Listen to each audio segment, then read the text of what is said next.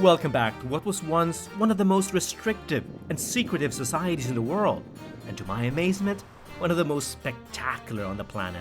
I'm joining Trafalgar on its Wonders of St. Petersburg and Moscow program, a 7-day holiday to two of Russia's former imperial capitals.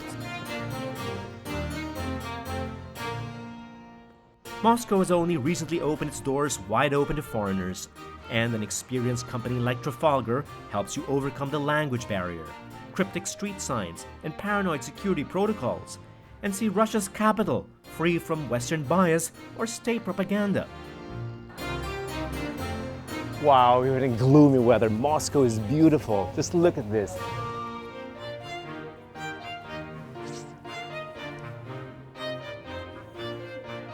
Indeed, a lot of the bad stuff you've heard about Moscow is mostly false, except the weather maybe.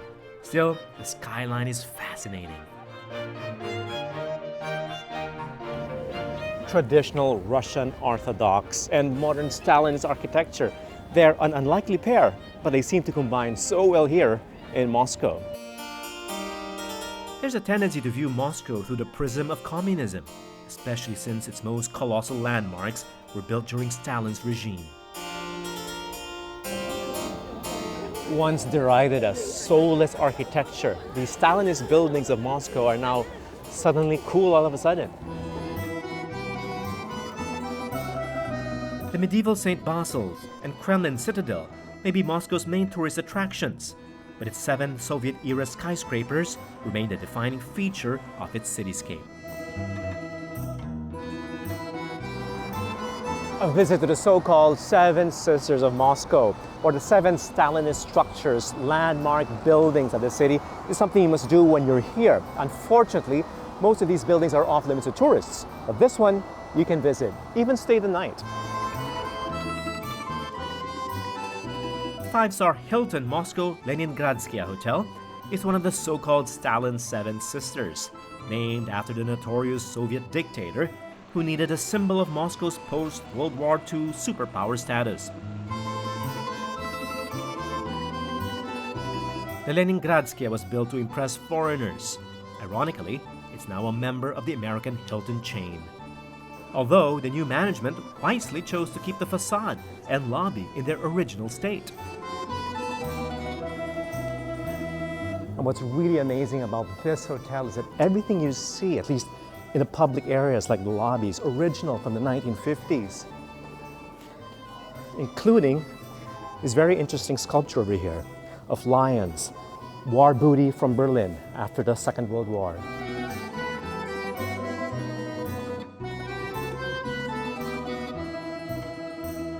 Apart from the grand chandeliers in the lobby, this chandelier over here is also a very special one.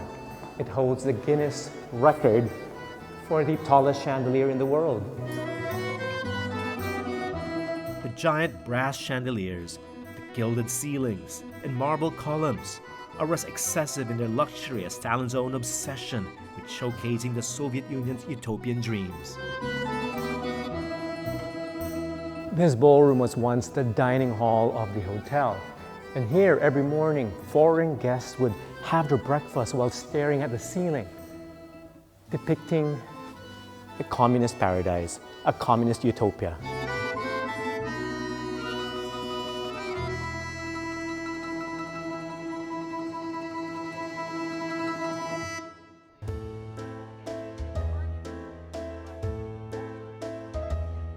Architecture was an ideological tool in Russia, with colossal monuments and highways erected throughout the city, none of which was as effective, enduring, and well-loved as Moscow's iconic metro, one of the finest and busiest in the world. The elegant stations have become a tourist attraction, and Trafalgar includes a guided tour of the metro system. The first and most spectacular stations were built in the 1930s, the early Stalinist years.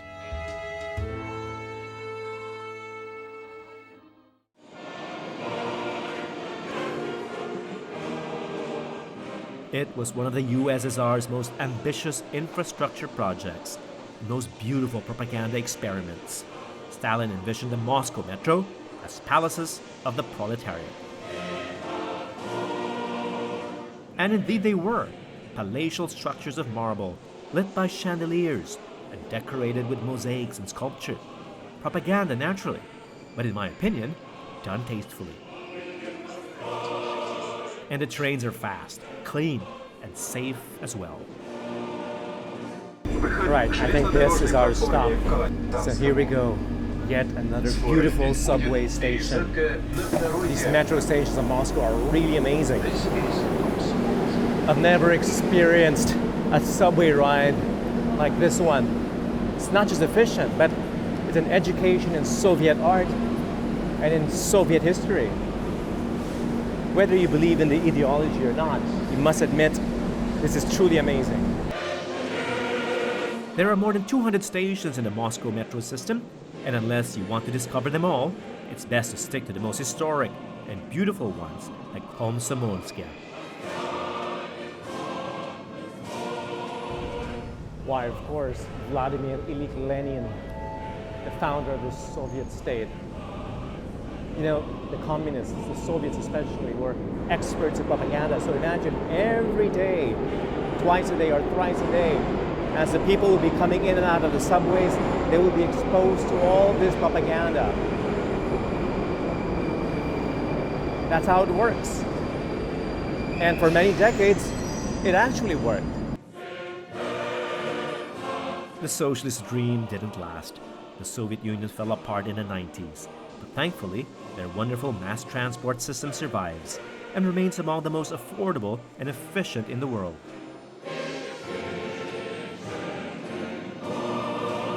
There's a train that comes practically every minute. Yes, every minute. I can't think of any other subway system in the world that is as efficient as that. Now, the communists back then may have lacked individual freedoms, sure, but I think they must have really enjoyed their subway system.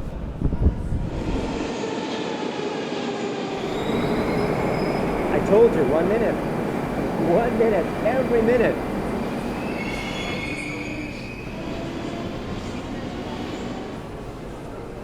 Workers of the world unite. You have nothing to lose but your chains. Now, that's a famous phrase from the Communist Manifesto by Karl Marx and Friedrich Engels.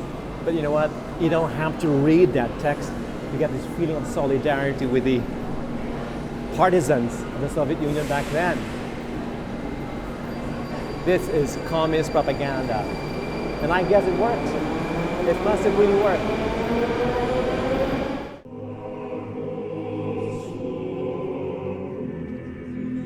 The Communist Party of Russia still exists, but another, more ancient ideology has re-emerged: Orthodox Christianity.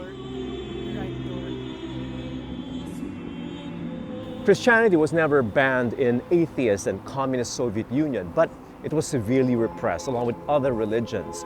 For example, Christ the Savior, one of the most important cathedrals in Russia, was entirely destroyed by the Communist Party authorities and was only recently rebuilt.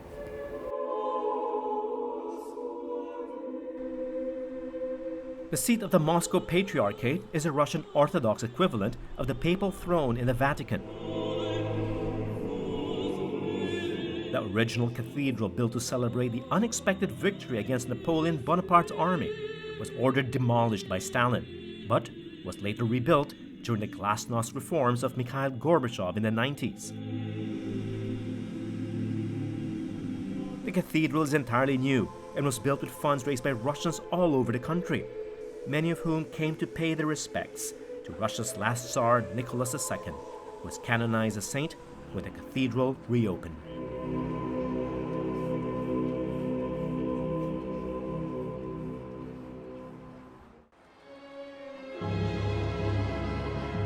The collapse of the USSR ushered back capitalism and a rereading and romanticizing of the country's imperial past, of 19th century Tsarist Russia in particular.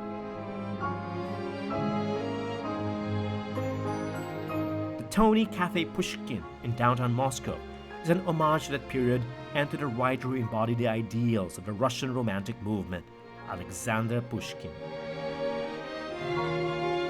My waiter Andrei says this was once a pharmacy, which explains a counter downstairs and the shelves of rare medical books around me. The library was converted into a salon, where some of Moscow's and the world's most fashionable people converge.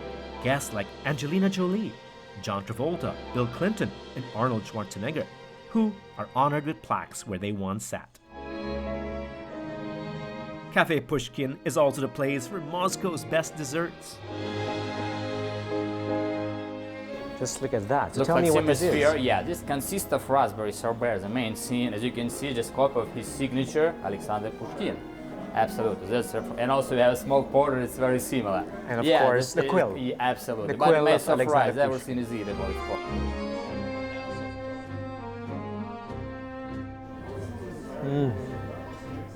This hot chocolate is heavenly.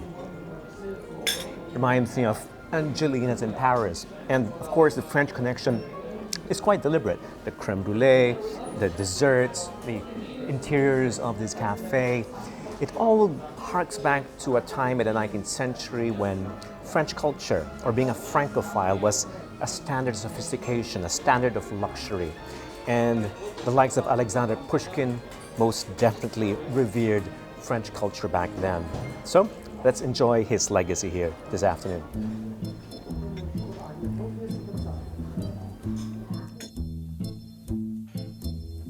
Pushkin was a Sybarite, but not exactly a gastronome.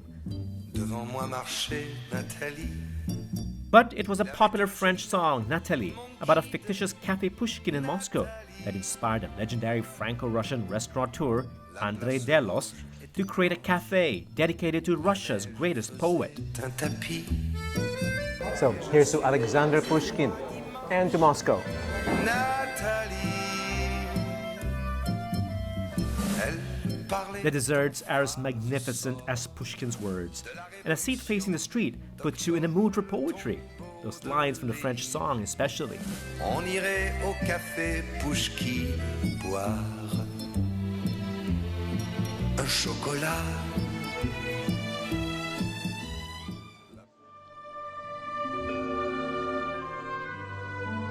Like its upscale sister establishment, Cafe Pushkin, Andrei Delos's elegant restaurant and social club, Turando, has become another landmark of luxury.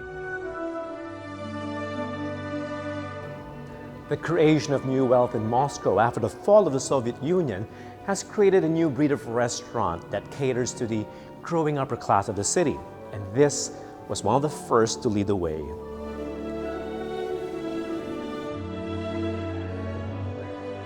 Turando is as epic as the opera by Puccini, from which it's named. Indeed, this former residence of another great composer, Russia's Rimsky-Korsakov, feels like dining in one of the grand opera houses of Italy. Late Baroque interiors with touches of chinoiserie were crafted by Russian, French, and Italian artisans, and the antiques sourced from the private collection of the owner. It's like stepping into one of the opulent salons of the Romanov tsars and tsarinas, or indeed of Russia's post-communist elites, who hold events and entertain their guests here. And welcome foreign guests like our Trafalgar group with a splendid dinner featuring the unique Eurasian cuisine of Russia, a vast country that straddles Europe and Asia.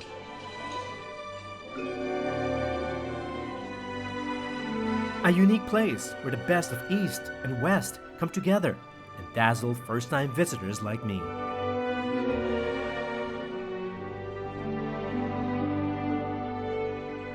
And that's all for the first part of our series on Russia. St. Petersburg is next. Till then, I'm David Celdran. Thanks for watching.